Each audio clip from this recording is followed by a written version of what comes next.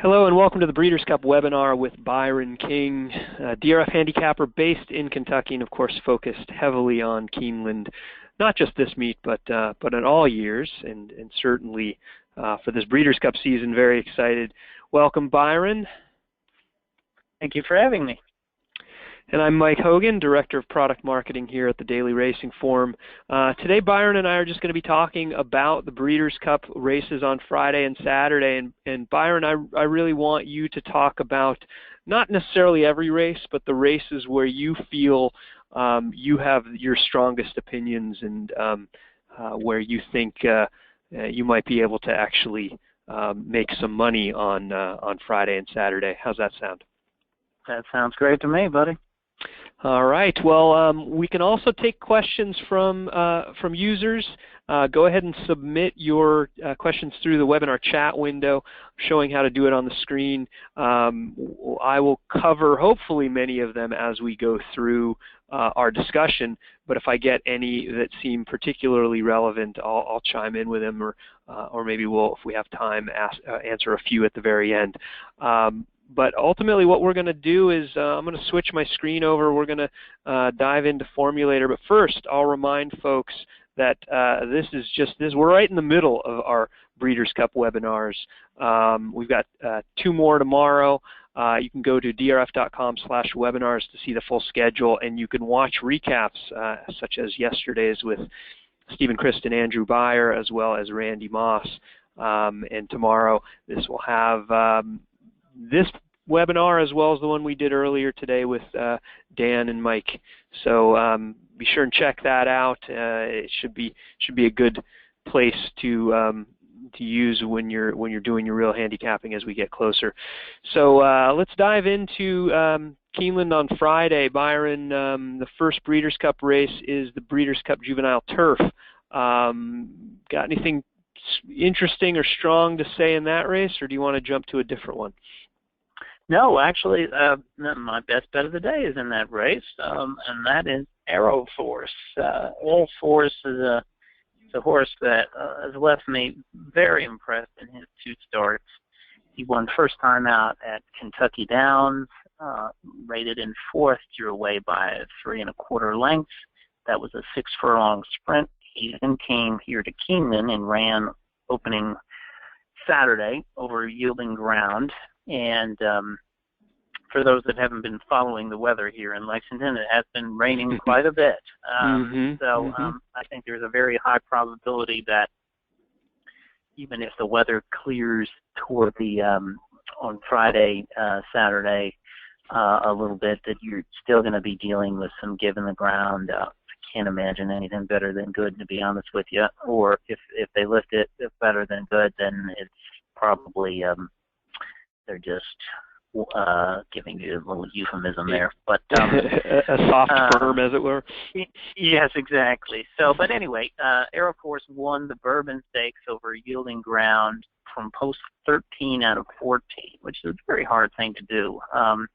And he actually passed the stands for the first time in 2nd, and because of his post, kind of got shuffled a little bit back to 4th as they went around the turn.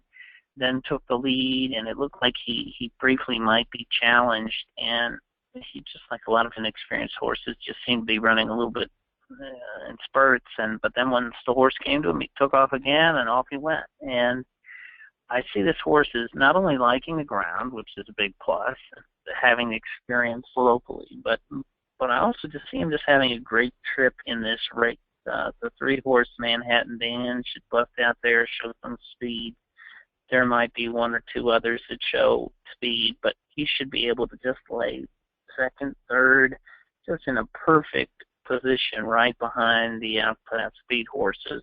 And then he got the added bonus of his chief rivals from Europe drawing post Simric, if I'm pronouncing it right, and Hit a Bomb drawing post 13 and 14, right, which are just awful draws. I mean, at Keeneland, it's a 7.5 furlong turf course, so they'll start at 16th before the finish line, and then it's about a 16th of a mile after the finish that they hit the turn. So you have about a furlong's run to the turn, which is just, 13, 14 seconds, whatever it may be.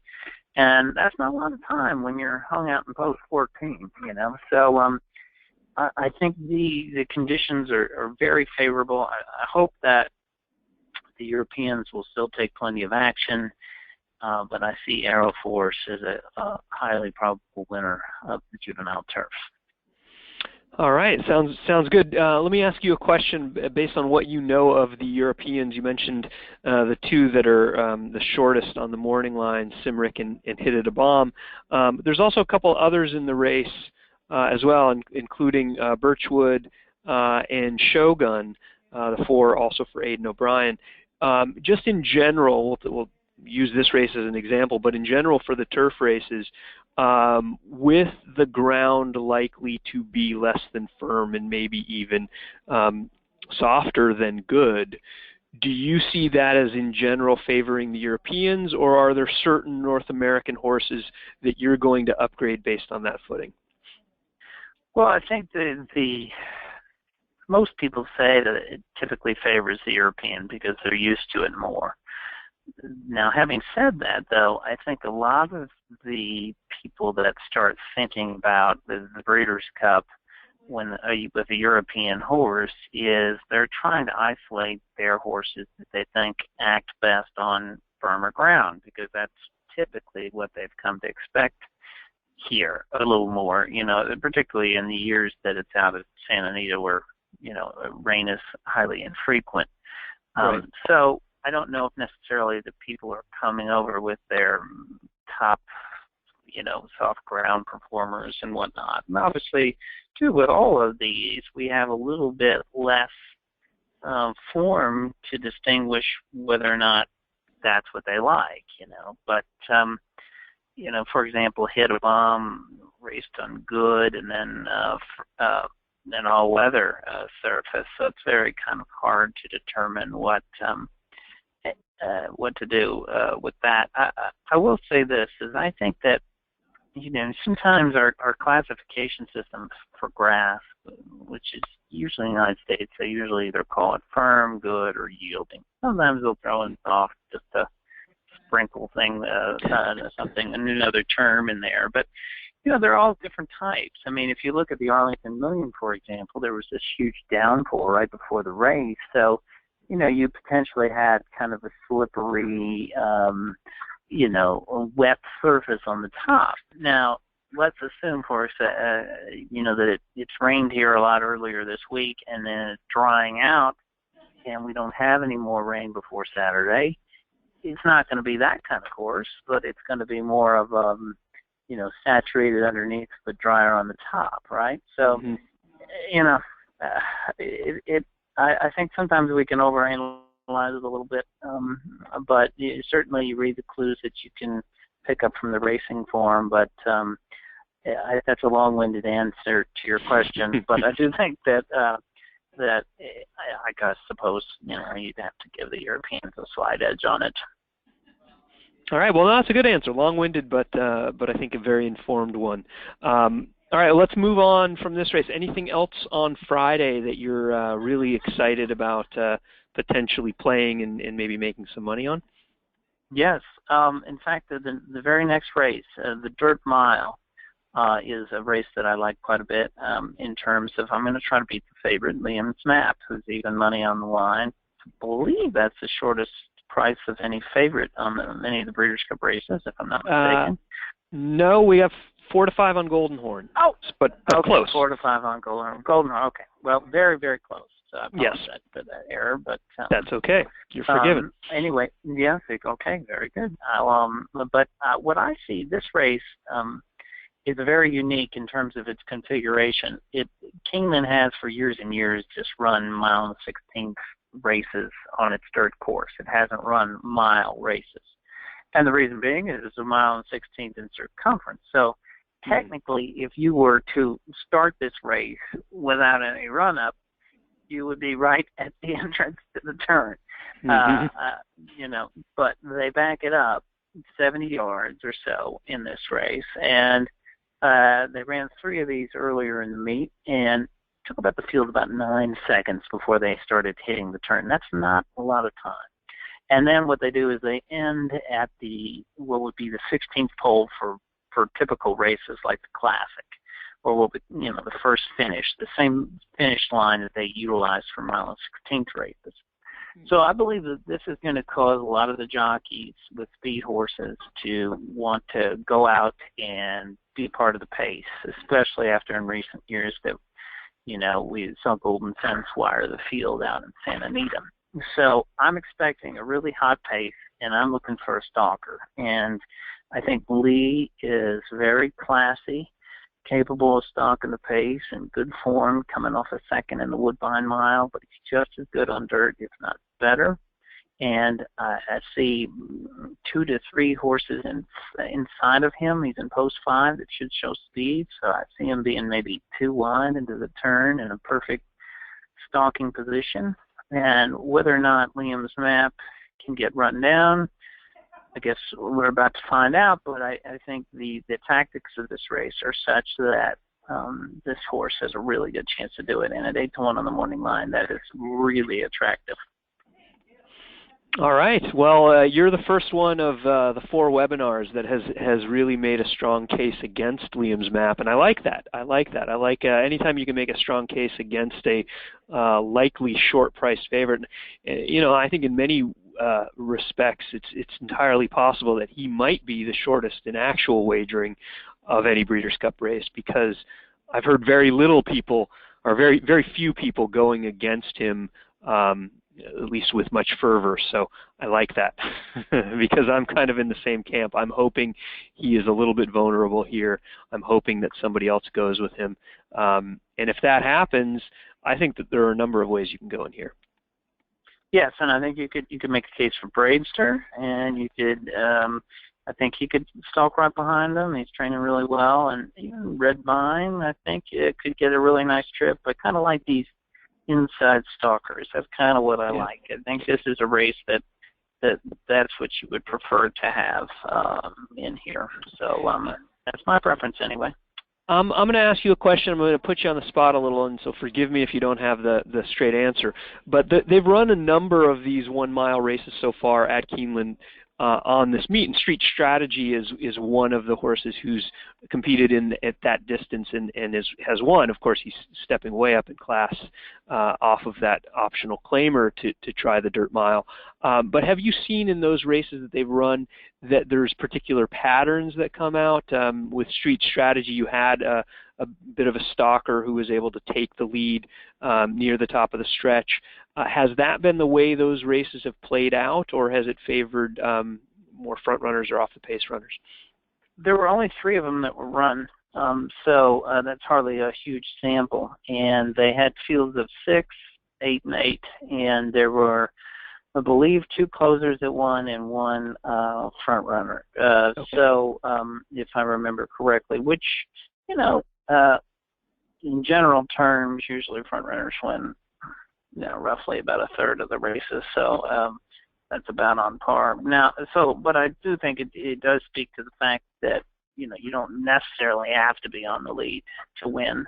And what was telling to me was how the jockeys had to ride it differently. They clearly, knowing they had such little time to make a decision before the first turn, they wanted a good break, and they were out hustling. I mean, they just came out. I think they just had to have in their head, okay, this is what I'm going to do at the break.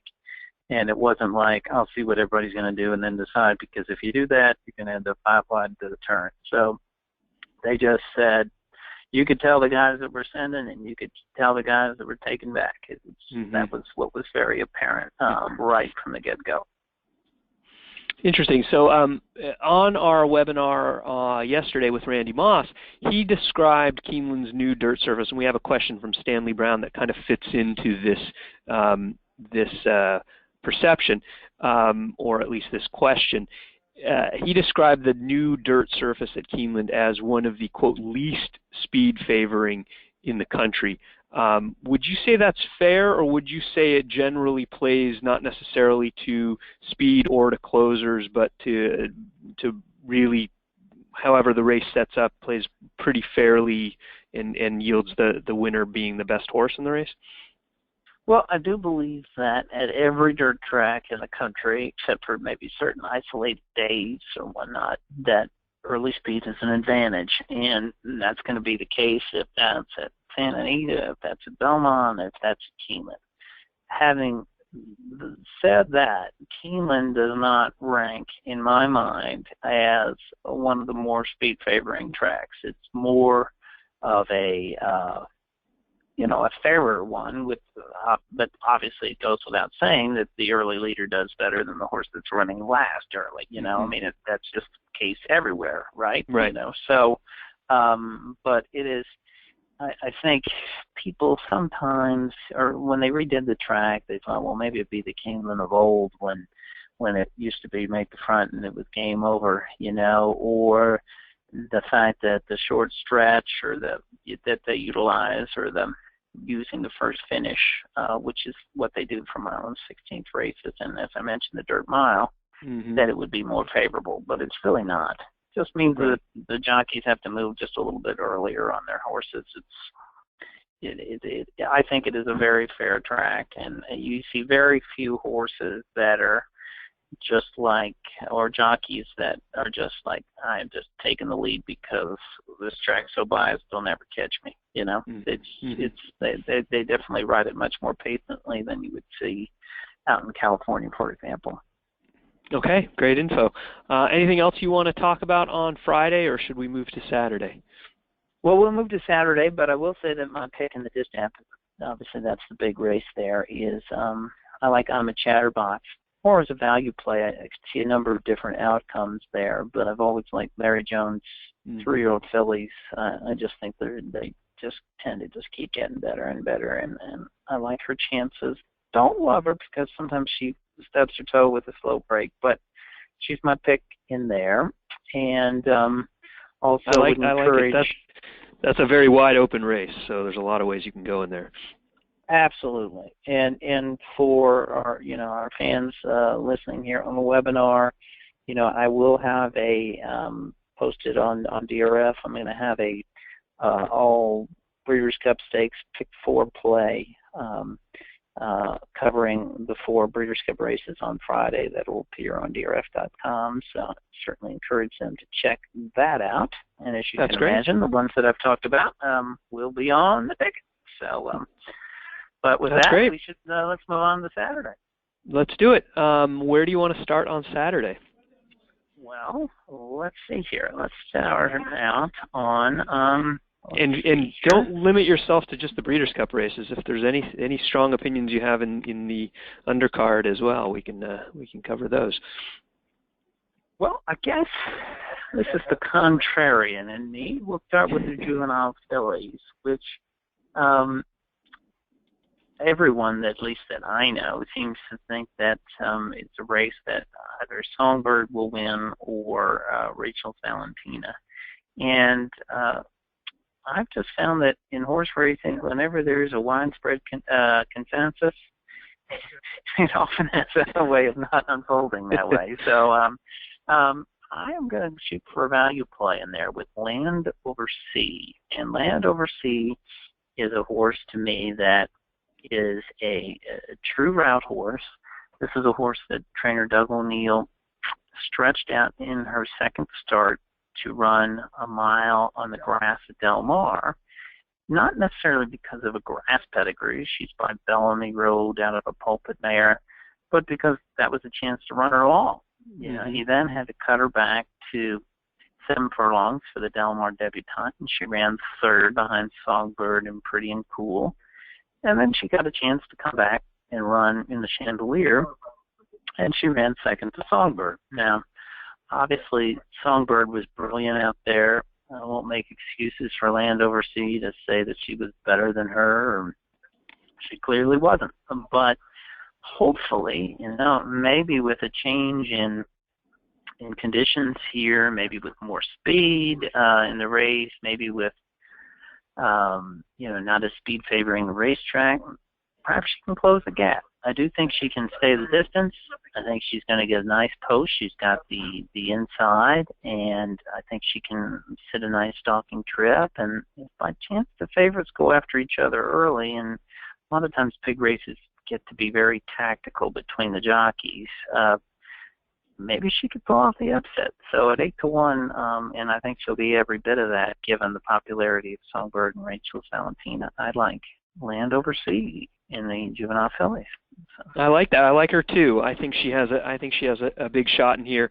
Again, I'm not sure she's good enough to beat Songbird, but you're going to get at least probably 5 times, if not more, the price that you'd get on Songbird, and that's what makes it fun. Absolutely. All right. Let's move on. Where do you want to go next? Well, the filly and mare turf is a race that I'm covering for the Racing Forums. I've had a chance to really explore that one in depth.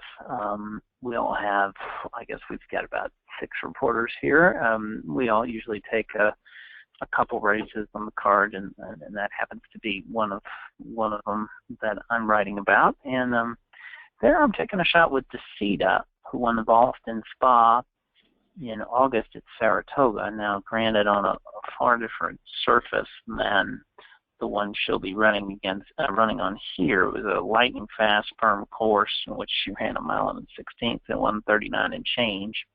She beat Tepin in that race, who will be one of the leading contenders in the Breeders' Cup Mile. Really showed a lot of promise, and then was originally intended to go in the Flower Bowl as a prep for this race, but did not because of soft going. So that tempers my enthusiasm a little bit, the fact that Chad Brown was reluctant to want to run her on soft ground in that race. He must feel she's a little better on firmer going. So I would like her better if we hadn't had as much rain.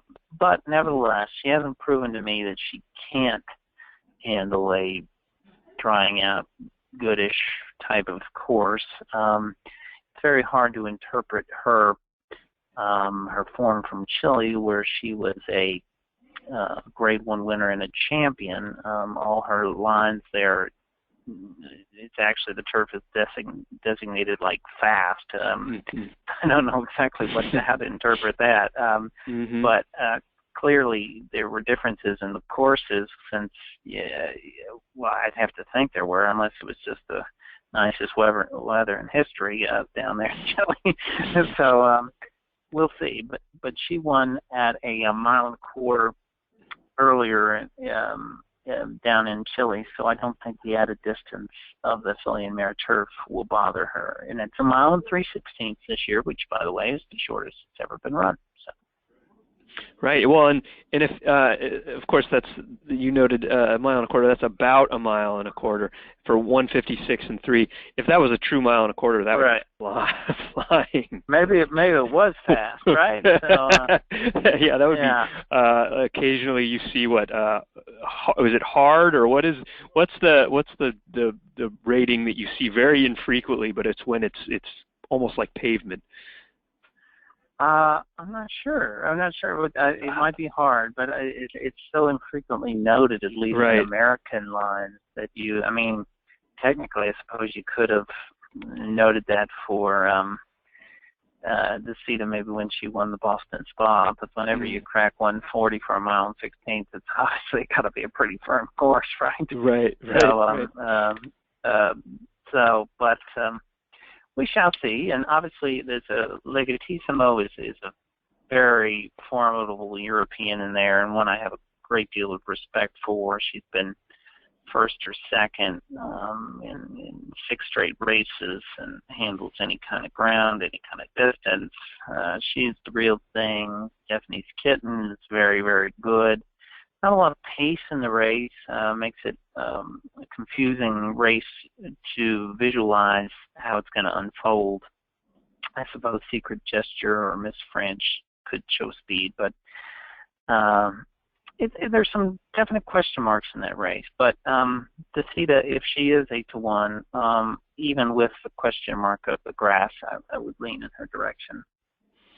All right, let's move on to some other races on Saturday. Where do you want to go next? Well, let's try the sprint. I'm going to shoot for some prices. I like Wild Dude to come from off the pace. This is a California closer who's coming to Keeneland and has won 2 of his last 3 in Grade 1 races. And he had a second in between there to Appealing Tale, who dropped out of the, due to injury, dropped out of the British Cup Dirt Mile, but who would have been probably the second favorite to Williams Map. So this is a horse with very good form that's 10-1 on the line. And if I just see Run Happy as kind of having one way to go, which is on the just go blazing, and Private Zone runs that same kind of way, and there's some others that like to be up close. I just think that maybe this race could really, set up for somebody to make a charge, and perhaps it could be him. Yeah, no, I like that thinking, because I actually went through all the charts in history of the Breeders' Cup Sprint, and there really only have been a handful that have gone wire to wire. And so while a horse like Run Happy may very well be the fastest in the race, and maybe even the fastest in the world, if you believe what they said about, I think the track has said that he ran the fastest eighth of a mile that they've ever recorded since they've been recording in 2011. But the way he breaks and the way he's had some, shall we say, eventful races at a short price, I could see the possibility where he might not get the perfect trip, and it opens the door for someone that does get a much better trip to come off the pace. And I'm thinking similarly, and may use a few horses along the lines of Wild Dude in this spot. Yes, and I think you could also make a case for a few others. And one thing we point out with Run Happy is he typically breaks just a little bit slow. And when he won the King's Bishop and the Phoenix, he was first in the King's Bishop. He was on the far outside, which is a good place when you break slowly to, nobody can get in your way. And and then in the Phoenix, he was on the inside and got hustled out. And now he's in post 5, and it's been my experience sometimes when a horse breaks slowly, if they're surrounded by other horses, those horses will sometimes converge on the empty spot that was vacated by the horse that broke slowly. Now, and if that happens to him, it could potentially cause a problem, because who knows how he'll do if he's shut off, Right. But that's all speculation, though. But who knows? That Right. He might have Private Zone wire to wire, but you never know. But Right. but the point being is, he, as fast as he is, he's not perfect. He's got that little issue with him, and then Private Zone, his workout here the other day was pretty ho hum. I don't know, for a horse as speedy as him. It was kind of surprising to me that he worked the way that he did, but especially since he seems to be a horse that can motor early. I mean, he's worked as fast as 45 and 4 once, and he worked here 48 and change. So anyway, let's take a shot with a price, and Wild Dude is the one for me there. So I like it. All right, let's move on to some other races on Saturday. I know we're going to talk about the Classic before we're done, but where do you want to go before we get to there? So let's go to the Juvenile. Okay. Let's go to the Juvenile, and this is one that I strongly encourage anybody that's using Formulator or to watch the last race replay for Unbridled Outlaw, who is my selection. In the comment line, you'll see check card 7/16 pole 5/16. This was, I don't mean to overstate things, but this horse had probably one of the worst trips I think I can recall, in which a horse actually still managed to hit the board. Mm-hmm. He was sitting maybe, I don't know, fifth or sixth down the backstretch in the Iroquois at Churchill Downs. And Corey Lannery, the leading rider there, he's kind of, as Calvin Burrell has ridden less and less, he's kind of stolen more of his move up the rail kind of thing. And it's worked with success for him quite a bit. And so he was trying to advance up the fence with this, but the two leaders in there just stopped. And this horse just got buried and almost like bounced into the rail heading into the second turn when he was almost in position like to take the lead. Then he gets shuffled back, he gets steadied again. And most 2-year-olds would have just said, I don't want any more of this. And then this horse comes on and rallies from 9 lengths back in mid-stretch to be third, beaten 3 lengths to Cocked and Loaded and R-Rated Superstar. And while they aren't exactly, the favorites in this race, they're still respectable, good horses. And I think this horse has a chance to run a great race at a fat price. He's 15-1. I think, there's plenty of pace to set up his rally, and even though he had all that trouble in there, he was truly in mid-pack. He's not as if he's a horse that's a dead closer. So Unbridled Outlaw is my play off trip handicapping in the juvenile.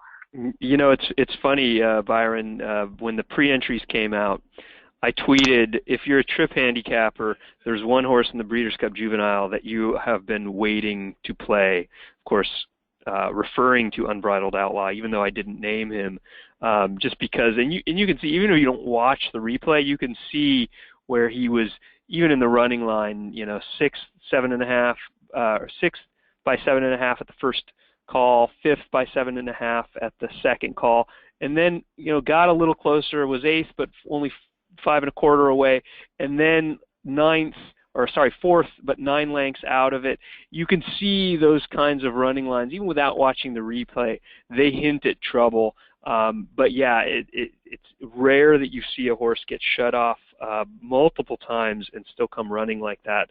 And he'll probably have to improve in order to win. But based on the talent that you saw there, I wouldn't hold it against anybody that thought he was able to improve enough to take down the field. Absolutely, and I think it's interesting too. He's the 4 horse in this race, and if you look at R-Rated Superstar, who's the 6th, who ran in the Iroquois and then subsequently was 3rd in the Breeders' Futurity. R-Rated Superstar was a pretty speedy horse in his own right, was at the first 2 calls of that race, 7-9 out of it, 7-10 out of it. So 10 lengths out of it after a half mile. And then the pace really slowed. Unbridled Outlaw was 7.5 out of it after a half mile. And then when R-Rated Superstar was making his move, as was Cocked and Loaded and all that, they both made these huge surges. I should say, Cocked and Loaded is even right next to them too. In post 5, they made this big move on the turn as the pace was slowing to the 6 furlong call, and that's when this horse had all his problems. So it could not have really truly have happened at a worse time. And Lannery that day chose you're either going to be a hero or a goat with that trip, and just had the trouble. But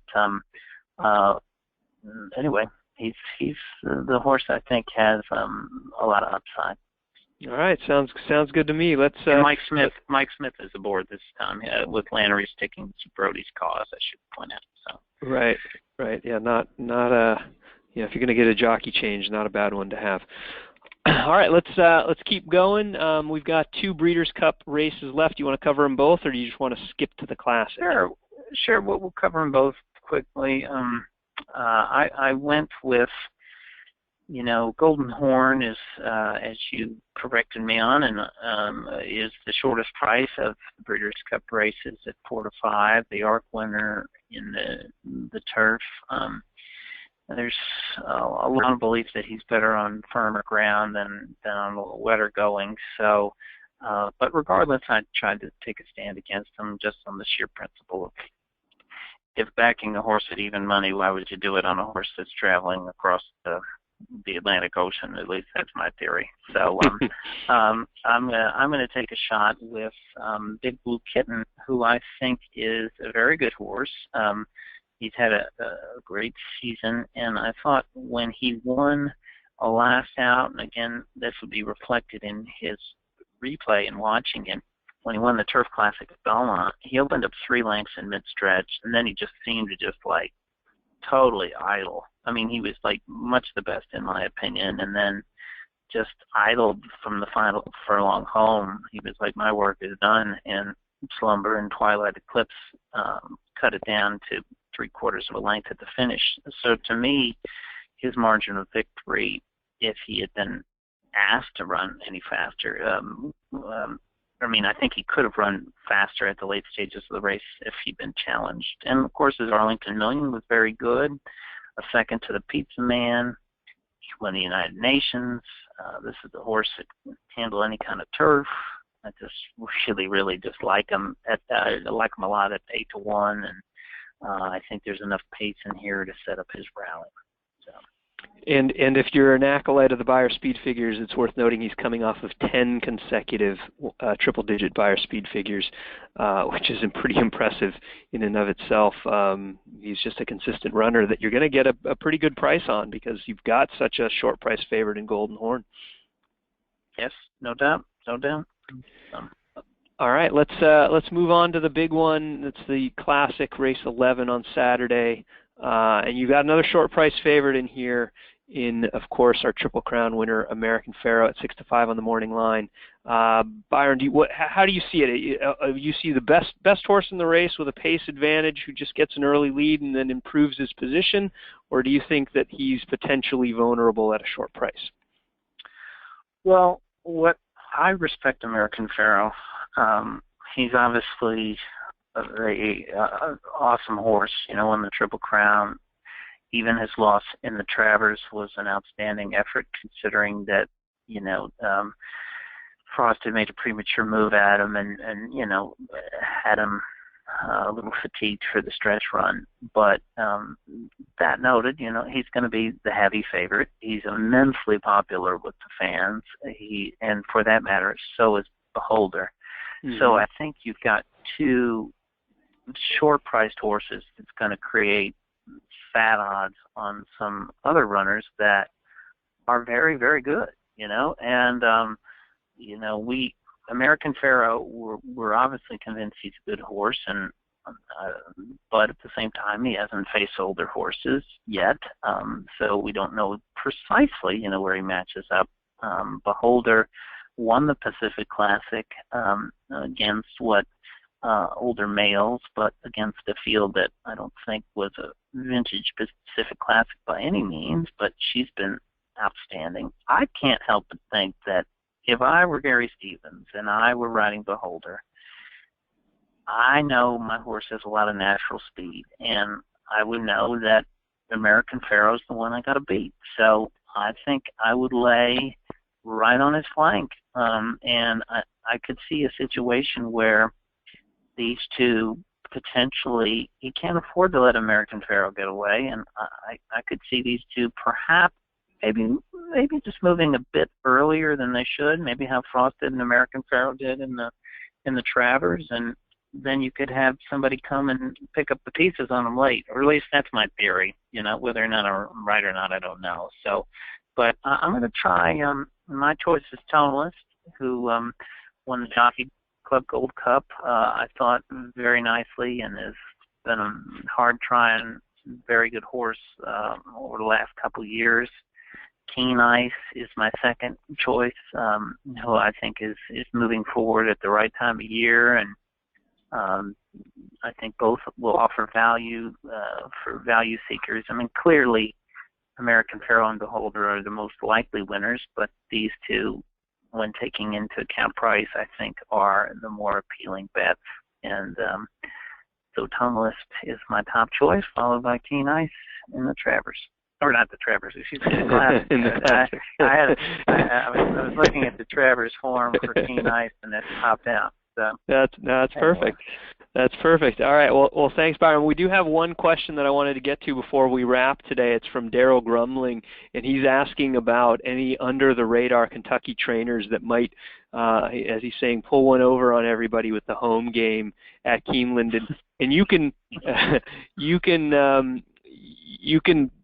even widen this to tomorrow's races or any of the undercard races on Friday or Saturday. Are there any wise guy trainers that you might look to and maybe wouldn't be shocked if they had a horse run a big race at a price?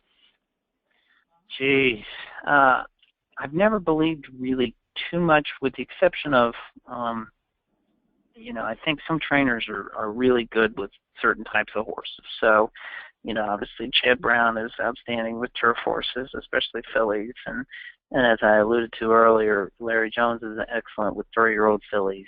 But I've never believed that, like, one trainer is specifically so much better than another. It just, the behind the scenes, getting ready to get them to peak or run this blockbuster race on one given day. It's a lot of these guys are very, very good at what they do, and there's not one or another that is just head and shoulders above the rest, in my opinion, just like in most professions, right? I mean, there might be a Warren Buffett out there somewhere that's just great at the stock market, but most people are about of the same ability. So I pick horses, not trainers, for the most part. That's a fair answer. Although I did see you tweet out about Chris Block's stats in turf races at Keeneland. That's true, and that's more about intention, I think. Right. When he sends one down, and I do believe in that. When he sends one down from, say, Chicago down to Keeneland, he's saying, "Hey, this is one I deem as one of my cream. I'm not making the trip just because I'm, I just want to run at Keeneland and my owners want to run at Keeneland." He clearly means business when he sends one 5-6 hours down the road. Right. But, here they all have the intent. Right. In the Breeders' Cup, right. They all want to win. They all want to win. And, and some of their good records or their poor records is just a matter of the horses that they've brought in past years, Yeah. Now, it is a fair point, the one about trainer intent, especially more out-of-town trainers that are showing up with horses at certain meets. There was a Brad Cox horse that was a Louisiana bred making her debut at Saratoga this summer, and it was just one of those where you thought, okay, Brad Cox doesn't really run many at Saratoga. This is a Louisiana bred. Why is this horse here? And she was an easy winner in her debut at Saratoga. Sometimes there's something to that. That is true. Sometimes there is, and that's the key element, I think, is deciphering when they're what does Nate Silver say? Deciphering the signal from the noise, right? When it's meaningful and not necessarily just data out there that clouds your judgment. So that would be. I would very much agree with that opinion, and there's been one of my old colleague of mine, Bob Fortis, who used to always handicap races with the idea of analyzing it from the standpoint of how did the trainer arrive at the races that he chose with him and his ultimate spot. He tried to get into the mind of the trainer in terms of, okay, why did he pick this spot, and then where he is ultimately. And I guess that must be the sign that our webinar is over, right? We have a fire alarm going off here in the DRF building, so we'll end the webinar. Thank you very much, Byron. Really appreciate it, and hopefully we gave out a few good winners. I hope that's because the picks are so hot. So. I think it might be. All right, take care. All right. Thanks, Brian. Bye. See you. Bye.